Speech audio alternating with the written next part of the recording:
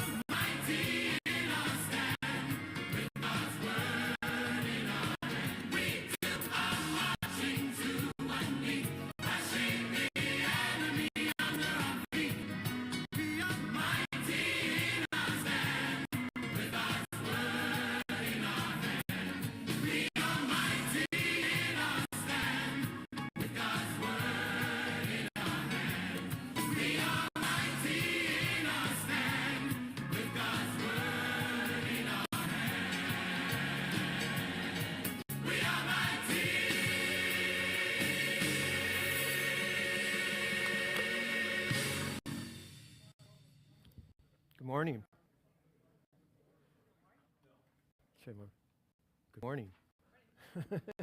Good. Well, thanks for coming. It's a pretty decent crowd for, given the weather, right? -9, right? And so I'm guessing the headlines on the news tonight won't be mentioning global warming. It's just my guess. They're not going to. But good morning. So, hey, let's open up in prayer first. Dear God, thank you for bringing us together safely in this very frigid, cold morning. May all of our words and thoughts and discussions be in your honor. In Jesus' name we pray. Amen. Okay, good. So picking up from last week. So the topic, obviously, over these 3 weeks is just getting us a little bit more acquainted with what's going on in Israel. The conflict between the Jews and Hamas in Gaza, and really trying to get our arms around what is the source of the conflict and the seeds of that conflict. Come on in. So I'm going to pick up on that. Don, who used to be John, but then God renamed him. No, it's middle name, right? Yeah. So after he started Mid-Pointe, that's when he renamed him. So Don last week got a piece of this. He hit the Islamic side of things to give some background and context for the conflict. I'm hitting it from the Jewish side, and going to bring us up to the present day, so we really get a feel for why the Jews and we're saying Hamas, but it's really the Jews and the Arabs and the Muslims. It's sort of all intertwined in terms of what's happening today. So a lot of to be able to really get sort of the full feel for the present day conflict, you got to understand the history. So the three things that I'm ultimately going to want you to walk away with today, and try and keep it real simple. So there's going to be facts and figures and all that stuff. But when you really boil it down, what I hope that you are able to grasp from this are these three things: is understanding the meaning of a theocracy, right? And then learn God's purpose of a theocracy over the Old Testament Jewish people. And then mostly then three, understanding that historical context in the theocracy, then we can begin to understand, what the conflict is today. So the history really is everything behind what is happening today, which is kind of hard to believe because the history is, 3,000 years ago that all this stuff sort of got set up, and 3,000 years later, the conflict exists and it continues and will likely continue maybe right up until the end of time. But we'll talk a little bit more about that. So please feel free. So this is a little bit more lecture-oriented. However, each one of these slides that I'm going through builds on itself. So what I'm going to share in the next slide is, will be important to what we're going to be talking about 30 to 40 minutes later. So if you have questions, please feel free to ask questions as we go along.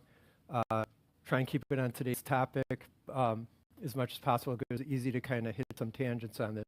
But by all means, make sure that you ask questions as you go along so that you're following along. And I think for folks online, we're welcome. Glad you were able to make it. If you have questions, you could type those questions in. Don will take a look at them and then throw some out to me that are good and relevant. Okay, so here we go. So first of all, so I said one of the objectives of today is you need to understand the meaning of a theocracy. So I sort of outlined really three basic governmental structures, and there's many more, but these are sort of the core of what pertains to today's talk. It's a theocracy, democracy, and monarchy. But a theocracy, if you look in the parentheses, it's just simply a group of people that are governed and ruled by God. That's simply what a theocracy is.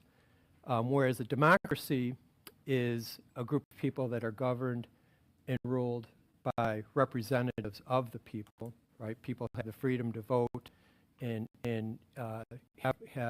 be governed by the people that they want to represent them. The majority tends to rule, although our electoral system could kind of play a little bit of games with that. But that's in essence what a democracy is. And then a monarchy is a group of people that are governed by a king, which is somewhat synonymous with a dictatorship. so to speak. But theocracy is the key, and what I'm going to be talking about here from this point on is or at least starting with the Old Testament Jewish people that were governed by a theocracy, governed by God. And the question is like, so the first question is like, well, how did that come to play? Like, how was it that Jewish people came under a theocracy under God?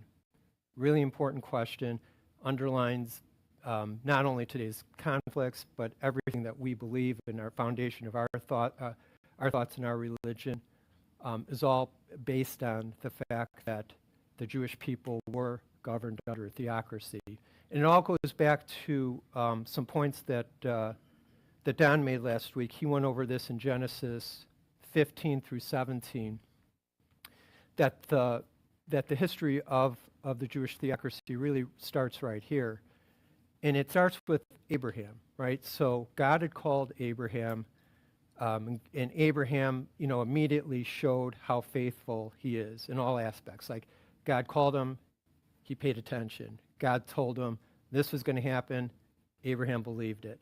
God told Abraham to kill his first son, he did it. So faith is 100% key to why God chose Abraham, key to our faith here today. And as a result, Abraham, in essence, is the father of faith. And as a result, God wanted to work his plan of redemption through Abraham, mostly because if there's anyone that's going to demonstrate the faith that he wants all of us to demonstrate to this very day, that's who he was modeling after. And what we know is that based on Abraham's faith, God made promises. God cut a covenant, and covenant is simply a promise that is synonymous with a promise. Covenant and promise. I'm going to get myself mixed up. Covenant and promise, it's one and the same thing. But God cut a covenant with Abraham, and the promises that he made to Abraham is that the land of Israel would go to his descendants, i.e. the promised land, right? We all talk about the promised land. This was the promise that God made to Abraham, and that promise of that land would go to the descendants of Abraham. And the second thing that God had promised to Abraham was that all nations on earth would be blessed through Abraham. In essence, what that promise was that it's the promise of redemption. It's the promise that ultimately the sin that that happened in the Garden of Eden with Adam and the doors of heaven being shut, that ultimately there was a promise of a coming of a Messiah that would ultimately redeem mankind, and that all nations on earth would be blessed. All nations would be blessed with this promise and would go through the descendants of Abraham. So here's where the problem lies, right? Is the seeds of what I call the seeds of the present day conflict, and I have this in your bulletin because it's right at the heart of everything that's happening today, comes right here at this moment, where you say, okay, well, the descendants of Abraham. Well, we learned last week, like when we were talking, and what we know in the Bible is that Abraham, in essence, has two sets of descendants. He has the descendants that run through Islamic religion, and he's got the descendants of the Jewish people. And, as the story goes, initially, like Abraham and Sarah, they were getting to the ripe old age of like 76 and 86 at the point in time when God had visited them, for the first time. And they were already, certain that they were never going to, and God had made these promises, these covenants, and Abraham's like, well, we don't have any children. We're only going to have some children, right? 76 and 86, and they're still worried about having kids, right? You got to give them some credit, right? But in any case, though, so God said, hey, you will have a child. I mean, there's no doubt you will have a child. So, but Sarah was getting a little bit skeptical of that, so she said, Abraham, go sleep with their maidservant Hagar, and they conceived. Abraham and Hagar conceived, and they had Ishmael, right? 14 years later, finally, God had fulfilled the promise that that he would give Abraham and Sarah a child, and he did give them a child, and that child is Isaac.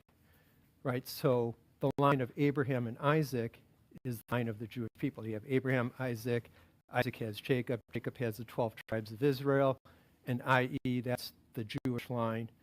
And then you have the line of Abraham and Hagar and Ishmael. That's the line of the Muslims, the folks with the Islamic religion.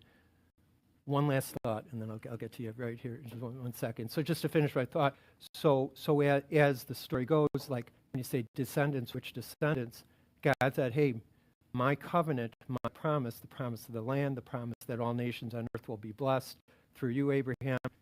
He made a promise and distinctly said, no, that goes through you and Sarah, i.e. Isaac, Jacob, and the Jewish people, not Abraham, Hagar, and Ishmael. Question. What about the line of Esau? Because the Bible does talk a little bit about them as being the pagan tribes.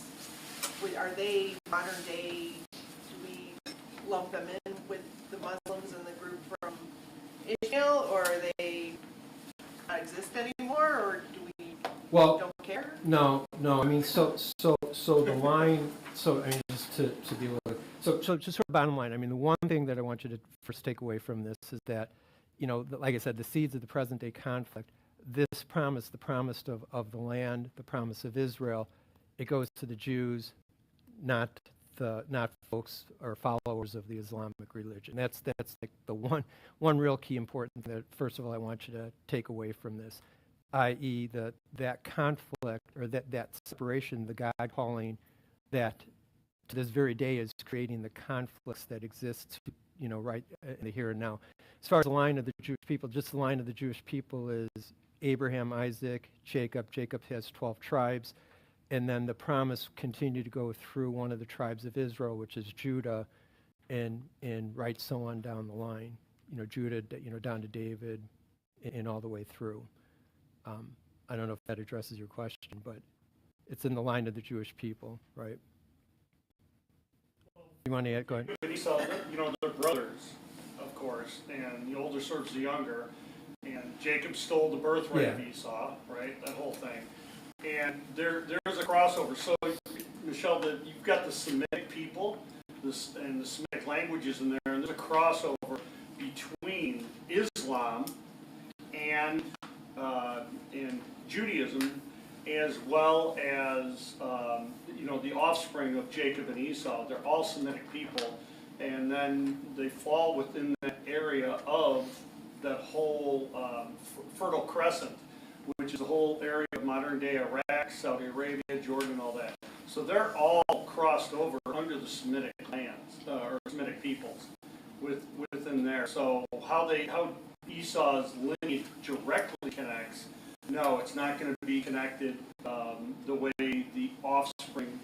So you got to back up to Isaac and Ishmael. And with Isaac and Ishmael, that's where the split happens.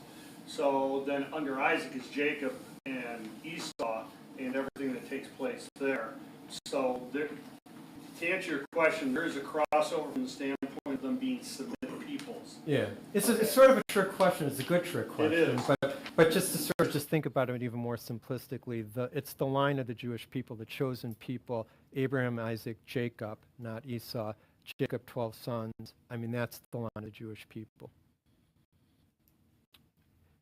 In any case, there's a distinct conflict that exists. I'm sorry. Go ahead. So you may or may not be able to answer this. So I would go with the latter. Yeah, maybe somebody can. Maybe but, I might surprise you. So like all through probably even middle school and definitely high school, we're hearing about how the Muslim religion is growing. So that's coming from effectively from Ishmael, Abraham, Hagar, versus the Jewish, the chosen people from Abraham, Sarah, Isaac. So at what point did, I guess, the Muslim contingent of that just start blowing up, and why? Because Judaism is still, I think Don said, like 50 million or 16? No, 15. 15 million, right, and 3 billion and counting Muslims. Like, did that start happening in the 80s or? So I can't answer that question. You so can. I'm excited, right? I can answer that. No, I mean in a time where where God was saying to Abraham, yeah, my covenant is with you and your descendants, you and Sarah's descendants. At the time, Abraham was saying, well, what about Ishmael, right? I mean, that's his son. Why wouldn't he be a better fit for it? And God said at that time, he said, no, it's going to be with this line, but Ishmael will be blessed. He'll become a big nation with growing numbers of people, right? So it was called out, but the blessing can only go to one side or the other. It went, the chosen people side. So at what point did it, I don't want to say pervert, but like initially I would assume that if Ishmael was going to be blessed, that was still going to be under the umbrella of blessed by our God. Like at what point did like the Quran and all the 600 AD is when that started to splinter off. And, well, we could talk about. And it's been growing like a weed ever since. Well, it was growing like a weed from the very beginning of time, right? But no, it's not. It's not as though that God didn't say that the line of Abraham and Hagar was not going to be blessed and wasn't going to be in growing numbers. I mean, it said it right there. And Abraham's like, he checked God. Why this side and not that side? Well, Dave, you have it right here in your bulletin that Hagar's offspring would be blessed. Yeah. Ishmael. Yeah, of course, I have it in my bulletin. And you know what? I wrote this, and I've got it in there. I can't remember everything. I can't remember everything. And don't forget, Deuteronomy But it's an says important that thing, right? the Jews would be the fewest of the people. They still are, always have been. Hagar's descendants outnumber the Jews exponentially. I mean, it's a big, a much bigger number. What do we say, like 2 billion or so? Well, Arabs and that, it's 1.8 billion Muslims. Yeah, and growing. But don't forget, that's throughout the world. So is it a billion? Is it a billion and a half? It's a big number. It's more than 15 million. It's a lot more than 15 million. Which is interesting, and this is sort of a good lead into some of the points I'm going to be making right now. Is this, right? What is God's purpose of a theocracy over the Jews? Wasn't the fact that they were large in numbers. It's actually almost the opposite, right? So the whole point of God's purpose of his theocracy over the Jews is, again, God's plan for redemption was going to go through the chosen people, the Jews. And why did he pick the Jews? He didn't pick the Jews because they were better than the rest of the people, worse than the rest of the people. They were certainly representative of mankind to play out his plan of redemption. But it was a group of people because it was small enough, it could be a controlled group of people that God could actually play out his plan. And the plan that he has played out is that the Messiah would come from the bloodline of the Jewish people, right? So he had to closely monitor and contain that and almost insulate that group of people such that the bloodline would be maintained. And the bloodline is super, super hugely important relative to the delivery of the Messiah, because at some point in time when the Messiah would come, the Messiah ultimately, there would have to be zero doubt that the Messiah was who the Messiah said he was, right? And one of the checkpoints was the fact that the Jewish bloodline being maintained and the blessings of the coming of the Messiah going through Abraham, Isaac, Jacob, then of the 12 tribes, Judah, and down to David, and all these blessings kind of held true down through the Jewish bloodline, that once the Messiah came, the genealogy of the Messiah could be 100% validated. And it can only be validated if that bloodline is maintained. And as, during that time, like the Jewish people, and this is sort of carried over to sort of present day, is that if you're a Jew born in that bloodline, you cannot marry outside of that bloodline, very purposely. And that's part of one of the laws in the book of Leviticus that we're going to talk about here in a second. But that bloodline had to be maintained. You couldn't marry outside the religion. And then the Old Testament, if you think about it, the Old Testament Jews were not called to evangelize. Right? They were saying, go spread the good news of Judaism around the world. In fact, it was just the opposite. They needed to insulate. And certainly that plays in contrast that once the Messiah did come, that the exact opposite happened, right? The work was done in terms of the plans for redemption. Jesus came, he died on the cross, he resurrected, and then we were called to go and spread the good news of the gospel to all nations of the world, such that the second covenant could be achieved, which is all nations on earth will be blessed through you, right? So it flip-flops, right? So once the plan of redemption happened, the insulation was no longer critical or important whatsoever, although that insulation sort of carries over today. Andrew, you got a question? So were the disciples Jewish? Were the disciples? Yes. So then, when Jesus came, there was effectively a splitting, and you had to decide which side you were going to choose. No. Well, not. You know what I'm asking? I do know what you're asking. Because, So no. So you have 12 disciples, which actually, in concept, sort of, was somewhat representative of the 12 tribes of Israel. But the fact of the matter is that once Jesus was resurrected, or sacrificed and resurrected, the plan was accomplished, right? Right. And at that point, really, the plan kind of continues on with the fullness of redemption happens. And now it's not as though Judaism doesn't mean anything. It's just now the second half of the story has been fulfilled. And, in the people who actually witnessed it, the disciples who actually witnessed it, like, oh yeah, this plan of redemption, that there's going to be Messiah, they were certain that this was the Messiah. And as a result, they went, as they spread the word, the good news of the gospel, it was that the Messiah has come. Right, but that's my point is, like, at that point, the Jewish contingent effectively split because there were part of them that believed the Messiah has come and we're here now. But like the Jews that we're referring to, the 15 million, still don't believe that the Messiah. So, okay. So, exactly. So you basically had to choose a side. Exactly. So like when we look at present day, right, and we say that the conflict that exists, I'm going to keep a close eye on the clock because I really want to get to make it to the point. But no, this is great. So it's really good lead-ins.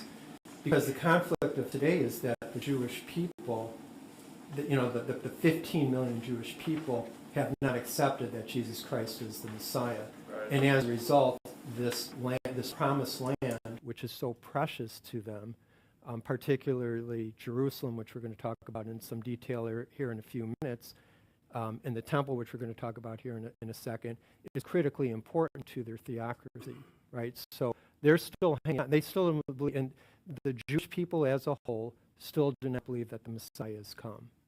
Right? So as a result, they still remain insulated, right? Marrying outside of the religion is taboo, right? They still don't want to contaminate the bloodline. So that piece is still sort of in play. There's Messianic Jews. You might kind of looking at one, right, that believe that the story continues and the story is complete once Jesus died on the cross, that he was the Messiah.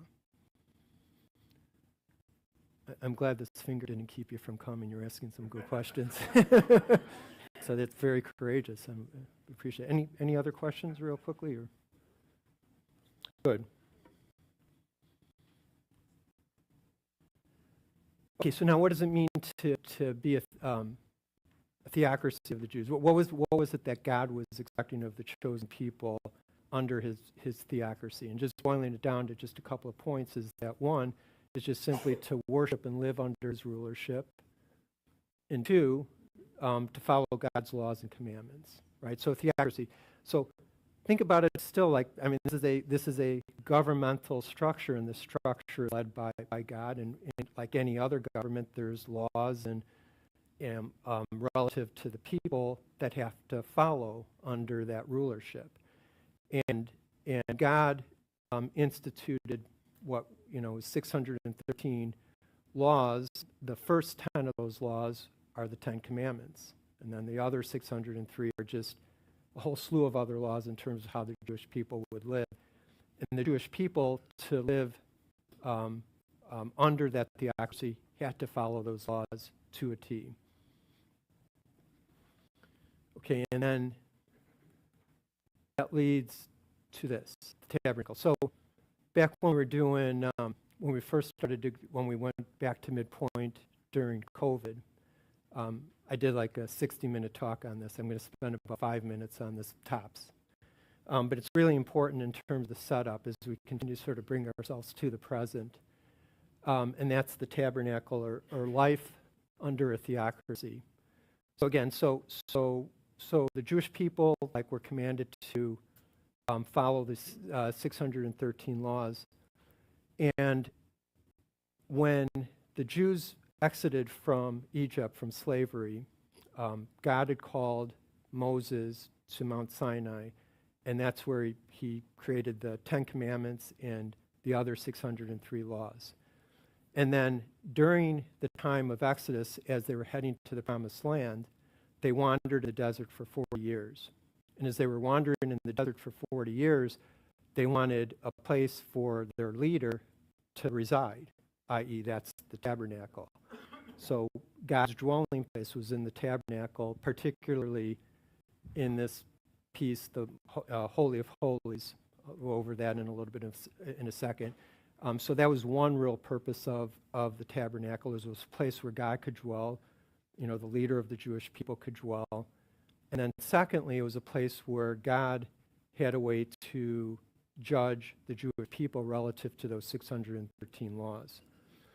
And the way that God had judged them, it was annual judgment, Day of Atonement, today what we call Yom Kippur, where the priest went into the tent, all the high priests, and the priests were under the tribe of Levite. The Levites owned the priest.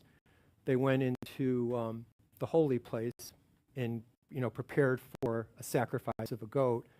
And then only the high priests on this Day of Atonement, the once a year, would take the sacrifice goat and take blood from the goat and wipe it on the Ark of the Covenant, right? So right in the Holy of Holies is the Ark of the Covenant. The Ark of the Covenant is what contained the broken tablets of the 10 Commandments. And it was the sacrifice of the goat that provided redemption for the Jews, not following the 613 laws for the past year, but it provided no redemption, no future redemption, because goats are imperfect animals. It was an imperfect sacrifice. So the sacrifice of goats to redeem the Jewish people from breaking any of the 613 laws was only a temporary redemption, but it would have to be repeated year in and year out because of the lack of perfection of that sacrifice, as I said. So this is so this is in essence the tabernacle. It's a governmental, the government is theocracy. The leader of the theocracy is God. God's kingdom was sitting in that tabernacle, and actually the throne of God was right on the Ark of the Covenant. And then that's also once a year where judgment was placed on the Jewish people, and a place where a price had to be paid, and that price was the goat. Any questions on that? Wait, this is one thing. So this isn't in your bulletin, so you may want to write this down. But like right off, you can't see this, it's cropped off, but right off to the right here of the tabernacle, that's where they kept their pickleball courts. So, Is that Lego? no, I don't know, something like that. No. After a hard day of sacrificing goats, you need a place to wind down. That's all I've got, and it's not that great anyways. But okay, so Second Temple. So now here's how the story goes. So now the Jewish people, they got to the Promised Land, and roughly 1,000 BC, they're now settled in land. So they're not traveling around in the desert in this tent, in this portable tent. So David had Solomon, and Solomon's like, hey, I want to build a temple. I want to build a temple for God. I want to have a permanent place where we build this temple. And the first temple was built in 1000 BC. It's not still the second temple, and then it was destroyed in 536 BC by the Babylonians. The Jews were exiled, and they came back a few years later and built the second temple.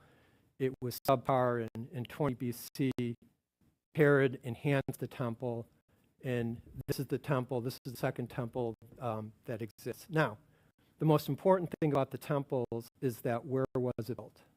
The temples were built in Jerusalem, in Mount Moriah, And the specific place where the temple was built in Jerusalem on Mount Moriah, the significance of Mount Moriah is that it's thought to be where Adam was born, and it was thought to be where Abraham was called to sacrifice Isaac. So that's where this temple exists, on Mount Moriah, Temple Mount, important. And even more so, the Holy of Holies that I shared with you in the tabernacle. The Holy of Holies, I mean, this is built in the same sort of construct as the tabernacle. There's a Holy of Holies, and that Holy of Holies sits right on, it was placed right over with the rock where Adam and Abraham, etc., were at. So, what happens next? So, as we know, Jesus comes sacrificed, resurrected, redemption happens, and this is in 30 AD. 40 years later, 70 AD, the temple that I just showed you, the Romans came to Jerusalem and they completely destroyed the temple to the ground. No more temple, right? And the Jews were dispersed from all of Israel, and now to this very day, the temple has not been rebuilt. Right? There's no temple. No more temple. No more temple means no more sacrificial system. No more sacrificial system. The question is this theocracy that God had set up with the Jewish people, is it broken? Does it exist? Open question, right? The one thing to note about the destruction of the temple is the fact that if you say, okay, well, if the theocracy is so critical to the Jews' existence, then why don't the Jewish people just simply go and rebuild the temple? Well, there's one small issue with having to rebuild the temple, is that piece of land, the Temple Mount where that's built, there is now other things going on from the Islamic religion that's sitting in that spot. That's been a barrier to the Jews ever rebuilding the temple. So if you say, do the Jews want to rebuild the temple? 100%. Are they able to build it? Not really, not at all, right? I mean, there's a problem, and that all of this historical stuff starts to set up, bringing us to the present and being able to understand what today's conflict is really, the seeds of that conflict. Any questions? Yeah. First temple's built. Was the second temple built in the same spot as the first temple? Mm-hmm. That's destroyed. How does Islam get in there to build on top of that then? And why did the Jews not rebuild? Yeah. If Good. Islam could get in, why could the Jews not get in? Good. I mean, you're tracking. So that's exactly where we're going right now. Sure, this goes back to the tabernacle. To me, in my mind, and I'm going to use a term, was the tabernacle like a roadshow each year? Yeah. It was like a travel, like that was portable. It was Yeah, portable. okay. That was portable. The pickleball courts weren't. Can't even say it. Pickleball. So, and none in Mount Moriah, right? No, but yeah, we're headed right there, right to that question, right? So now we bring it to the present, right? So again, this very day the temple hasn't been rebuilt, but let me do a little bit of a setup here in 1948, right after World War II. 1948, right after World War II, Jews were granted statehood and sovereign control of Israel, right? So finally, right, the Jews have permanent statehood. Now, the context of the Jews gaining statehood in Israel has everything to do with what happened in World War II, right? And unfortunately, the Holocaust, 6 million innocent people killed. So there was a lot, once the world was really, fully realized what was happening, what was going on, and the atrocities of that, the United Nations granted forever statehood to Jewish people. Like, one of the problems that existed, throughout the Holocaust is that, as the Jews were being killed, they were looking for an escape route. And unfortunately, Europe, US, immigration was virtually shut down. So they had no place to go, no place to escape. And then even Palestine at the time, before it was Israel, was starting to open up some immigration. There was a Balfour Declaration in 1917 where the British pretty much said, hey, we want to, start thinking about creating some statehood for the Jewish people. That was very much resisted by Palestinians, so there wasn't really much of an escape route to Israel. So in 1948, because of this, now there was always with what UN did, they provided a safe haven for Jewish people around the world to be able to go and migrate to that they never had before, right? And that was almost a little, some retribution for what had happened in World War II. But now that the Jews have statehood, that they naturally are going to cling to it very, very tightly. That statehood, the Promised Land, is critically important to the Jewish people, understandably, right? So now moving to this. So what I want to show you here, so this is like an all-in-one kind of slide, is like what Israel looks like. And like in 1948, what peace did the Jews have from 1948 to 1967 to the present, and what does all of this stuff mean? Is that in 1948, when the Jews were granted statehood, they didn't have like all of Israel. What they had is Israel minus what's called the West Bank and Gaza, right? So Gaza is where Hamas is at. That's where the conflict exists, right? So in 1948, they were given everything but the West Bank and Gaza. Palestinians remained in control of those two spots. And Jerusalem, right, the Temple Mount, where the temple was built and destroyed, neither the Palestinians nor the Jews had control of Jerusalem. That was controlled internationally, right? So that it was under international control because it's such a hotbed, which you're going to see here in a moment, between the Palestinians and Jews.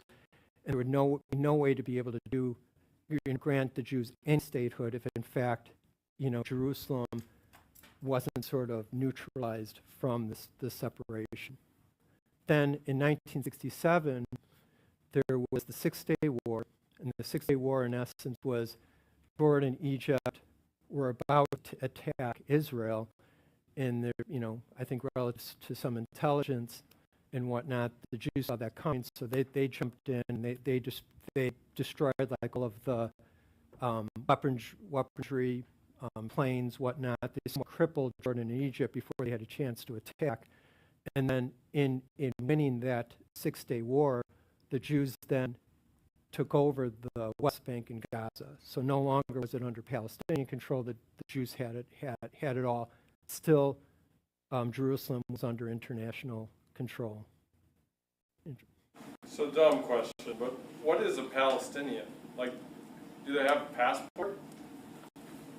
So Palestinian is actually, so before Israel, it was Palestine, and people who were citizens of Palestine were Palestinians. So in 1947, there was a country called Palestine. Yeah. No, there's never been a country called Palestine. It is a region that was Emperor Hadrian in 135 AD. In a derogatory, so you got to go. I wasn't being derogatory. No, the temple is destroyed in AD 70. The Jews lead a Masada. AD 135, those Jews are dispersed finally and completely. Emperor Hadrian of Rome at that time said, you know what, I'm tired of the Jewish contingent, and he called the area of Palestine as a play on their greatest enemy, the Philistines. That's where the word comes from, Philistine. And he used it as a derogatory term. There's never been a nation actually declared of Palestine. It's a region since that point. And so that's one of the main issues right now in 2024, is Israel's been declared and recognized as a nation of the world. Palestine has not. So that's what Dave's getting to with the two states. So for 1,900 years, there's been people called Palestinians, and it's not a country. They don't have passports. Yeah, it was. Are they Jewish? No, they're not Jewish. They're Islamic, right? They're Arab. They're Arab. They're Arab. They believe in the Islamic So religion. what type of passports do they hold if they would like to go to a different? I'm gonna hit that. I'm gonna hit that. I'll get to that. So, Michelle, and then. so in 1948, when country of Israel was created, that, correct me if I'm wrong, that area was a region that was under British and Yeah. some other British- European countries' British control. control at that Yes. point. Yes, So, right. there was no country there, it was just It a was, region that was part of the it was British Empire. occupied by the British, it was occupied by Ottoman control prior to 1917. And that's where, like, back to the question about, like, when did this all happen, like in 600 AD is, well, I'm going to get to that in a second. I don't want to, I'll get to that in a second. I'm sorry, go ahead. I was just going to say that in my classes, I have a lot of Palestinians, like people from Palestine. They will call themselves Palestinians. As They I would have too. family in Yeah. Palestine. Right, And this whole thing, in their opinion, is their want for, to be declared. a state. Yeah. And this whole Gaza Strip thing, I mean, they, the whole idea of settler colonialism, that's a huge thing that they are struggling with. 100%, 100%. I want to kind of sort of keep going here, so because we're gonna hit all of these punchlines here in a second. So it's a lot of build up for some of this, but you guys are totally tracking. So this is great. So 67 though, Israel then had full control of the state. West Bank, Gaza, still not Jerusalem, right? Still Jerusalem was under international control. And then in 1980, the Jews of Israel sort of claimed that Jerusalem was the capital by their own right. They claimed it their capital, but it's still not recognized internationally as the capital of Israel and the Jewish people. But what you can see here is sort of blocking the way is that Israel citizens, there's 7 million Jews, 1.6 million Palestinians, 9 million in total. These are citizens, these are voting citizens, these are people who could elect. The Knesset is like the Congress of Israel. There's 120 members. They could elect, they have rights to vote and elect those 120 members. Those 120 members actually appoint a prime minister, which is Benjamin Netanyahu right now. However, non-citizens, Palestinians that still reside in the West Bank and Gaza have no voting rights, none whatsoever. So they have no influence on the governmental structure, and they do have an ability to vote on some officials or some, elected representatives that manage sort of the day-to-day stuff of these two areas. But Jews have 100% military control over these two spots to this very day. And what's even a little bit more, so Palestinians have no voting rights. Also, there is a point that I wanted to mention before. It's called the law of return, right? So in 1948, when the United Nations granted Israel to the Jewish people, what it granted is what's called the law of reform, which enables any Jew around the world to have instant citizenship in Israel if they so choose. So the 15 million people that exist, the 15 million Jews that exist around the world, all have a right to come into Israel and become a citizen instantly, except for converts, except for Messianic Jews. That's one, and that's actually for real. So that's that. So now, here we go. So what is this? Looks like a mess. This is Jerusalem. This is the Temple Mount. This is, where the two temples resided, no longer reside. And what is there now? Two main things. The number one thing is this Dome of the Rock, right? The Dome of the Rock, to your question earlier, was built in 690 AD. And it's thought to be, it's a shrine for Muhammad. It's the third most holiest site in the Islamic religion. And it's the place or the spot where it was thought that Muhammad ascended into heaven, roughly in 600 AD. And then 690 AD, they built the Dome of the Rock on the Al-Aqsa Mosque. What's significant about the Dome of the Rock, obviously from the Islamic side, third most holiest site, it's the place where Muhammad ascended into heaven. For the Jewish people, it's, when you say the Dome of the Rock, there's literally a rock at the base of this building, right at the base of the building. And that rock is the place where it's thought that Adam was born, Isaac, was to be sacrificed, and where when the temple sat here, where the Holy of Holies sat right on this spot, right? So naturally, right now, if you say, hey, what's causing the conflict? Again, the reason why Israel, and particularly Jerusalem, particularly East Jerusalem, particularly the Temple Mount, this is what they're fighting about, right? And there's no resolution to this, to the conflict, because the Arabs, anyone followers of Islam, Iran, Saudi Arabia, they're never going to want to give up this spot of land. This is their third most holiest site. What did the Jews want? The Jews want to rebuild Temple number 3. It's virtually it's a World War III event, right? So the extremism that happens, like in Gaza, and there's Hezbollah, which is in Syria, all the extremism is, in my opinion, centered around this little piece of land.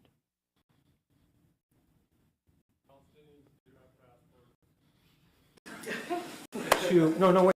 So actually, the law. So this is the law reform.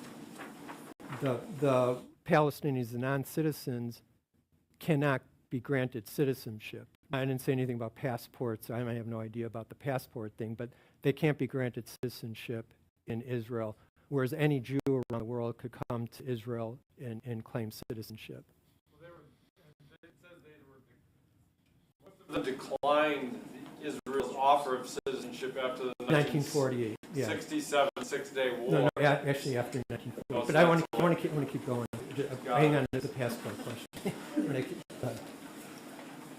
This is a neither here nor there statement, but if it's... So next question then. Okay, but I'll take the here part. The Muslims, if the Dome of the Rock is their third most holiest site, but for Israel that is the primary holiest site, wouldn't it make more sense to give it to Israel? You go reason with that. So that's, yeah. So, but I mean, I know. it is what it is, right? Yeah. So I covered this, and we'll come back to your. I was just giving you a time. I'll come back to question note 2. The passport thing, the movement of thing, is very tightly restricted too, because there's military control over those 2 spots. And another bit of thorn in the side, which is kind of where I'm going to get to here, like in these last couple of slides. Did you have a question? Oh, okay. So again, like now we say, what are the challenges? The challenges that become like really pretty obvious, because presidents have been going into Israel the last however many years, trying to resolve this conflict between the Jews and the Palestinians. And the number one solution that always comes up is like, 2-state solution. Let's just divide this up. The Palestinians are mostly reside in the West Bank and Gaza already. Why not just grant statehood for the Palestinians for those 2 sites, and the Jews, you get the rest? Well, certainly, the challenge, obviously, for the Jews, again, it all comes down to Jerusalem, is that, they don't want to relinquish, those 2-state systems, they don't want to relinquish, control over, or any possibility of being able to rebuild the temple on Temple Mount in Jerusalem. And then 2-state system, then you still have the issue of maintaining security for their citizens, right, in the spots that they occupy. And then just, fundamentally, right, the Jews believe that the land was promised to them, not to the other side, right? So that's one of the, heel digging in thing from the Jews' perspective, all very practical. And then, on the side of the Palestinians, again, it's sort of the same thing, right? A 2-state system, it's like, relinquishing ownership of Jerusalem and the Dome of Rock. They have to resolve it, and it's almost a virtually unresolvable or compromisable type issue. And they're sort of like right now, yes, the Palestinians sit in the West Bank and sit in Gaza, but there's tight military control and movement of those people, passport or not. And they want the freedom of movement. The Jews want to resist that freedom of movement because of security reasons for their own citizens, and it's somewhat playing out. And there lies the challenge, which kind of gets to sort of the bottom line, which is the biggest challenge, is that for peace to exist in that little spot of the world, it would require one side or the other to give up on their respective desires of their theocracy, right? So when you get down to theocracy and your belief in God and in who you believe in, those are sacred kinds of thoughts, and very difficult for any human beings to compromise around. Okay, so we got one question here, and then we'll go ahead. So opposite statement. So basically, there's not going to be peace on this side of heaven, and Well, it's yeah. just a matter of tolerating with some form of respect for each side, because only God can resolve. You sort of kind of bottom, yeah, it's some sort of bottom line. You know what it's super challenging for humans to kind of resolve this. The ultimate thing is that theoretically, if which is why our job is to spread the good news of the gospel. Because theoretically, if everybody believed in the gospel, this piece of land would become irrelevant for what they're fighting about, right? So, you say, what can we do about it? What can we do about it? Well, we could do what we're called to do, which is go and spread the good news of the gospel. But somewhere along the way, and Don is way more of an end times person than myself, but somewhere at the end of time, theoretically, that's going to be the spot where everyone comes to believe that Jesus is the Messiah, and the throne and kingdom theoretically is going to be reestablished, right here on the Temple Mount. But I know Don is going to tell me why I'm wrong. To that point, we don't, when is Christ going to return? When is it going to, and there are a lot of speculation. Is this going to be the Third World War? Who knows, right? I don't think this will be resolved until Christ returns, to answer your question. Number one. Number two, to everything, Andrew, you've been talking about. The passport stuff? What's that? You're going to give him credit for the passport question? Yes. He's had much better, he's had really good questions. The passport one, I don't know. But this goes to the whole heart of everything of what this war is all about, happened on October 7th, everything. Before 1948, Palestine was never, there was no country, nation, and they were recognized as a nation state. We can distinguish between that. There's 163 out of about 193 nations, the United Nations, who recognize the Palestinian state started by Yasser Arafat, okay? That's been going on 40s, 50s, 60s, 70s, and here we are. It's still not recognized by the West, the United States, and others because of the terrorist aspects and because we do not have a two-state solution. So are they granting passports? Absolutely. They're doing stuff like that. But it's within the whole world system of the United Nations Assembly and all that. But passports isn't citizenship. Citizenship isn't voting. Exactly. Isn't, you still have all these you have all these different discrepancies. And really sort of Don's sort of bottom line or punchline, I couldn't agree with more, right? That's sort of like it all gets resolved if we all believed in Jesus, right? But in end times, ultimately, that's how, that's the happy ending of the Bible. But I'm sorry, So the passport has really piqued my question here. I wish we could give up on the passport thing. No, the passport's Who are they citizens of? Right. Who are they citizens of then? Where trying to is their citizenship coming from? understand, and where's the passport being Well, given? that's just West Bank and that's- Gaza So is Strip. West Bank and let me Gaza see, yeah. its own kind of, do they have their own government? Those kind No, of. no, I so think that's- that's where no, no, Andrew's no. been trying to get to. So So, let me take it one at a time. yeah. So they don't have citizenship. Just plain and Of simple. anything, of They anywhere don't in have this- citizenship, of but they nothing. have certain rights in the West Bank. They have the right to declare a leader for their citizens, but the Israelis have military control, so they really have, their rights are limited just to have some functional organization around their two territories. Like Hamas was elected by Exactly. by the folks By in people Gaza. in Gaza. But they're highly restricted, and although they have passports, they can move around.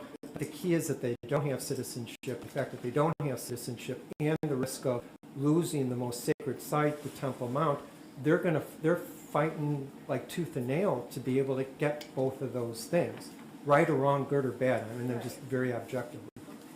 If you talk to the people that are from Palestine and have some connection to the country and what's going on, they never wanted Hamas to control. Yes, they would have been like, it's under obligation. Maybe okay, duress. and or, threat. yeah. And the way that we understand it is not the way that it is really working. I mean, they are under military control. Mhm. I mean, Factually, right. yeah, and like even to like get to a hospital to have a baby, the stories that I've heard, it's just atrocious. Yeah, but that's It's but awful. But all of these things, and that's where the conflict lies. I mean, and you go back to, I mean, it's 1940 was really, really key because finally the Jewish people had statehood. They had a place to go. I'm going like a few seconds over, but they finally had statehood. They finally had control. They finally had a safe place to go. And here they are sort of battling with the Palestinians who want a safe place to go and their own statehood and the freedoms that, you know, that any human being would want. In there lies the battle and the conflict that's going on. And again, but the seed of the conflict begins and ends with Jerusalem. I think it'd be a whole lot easier if, in fact, that wasn't the center ring of the conflict.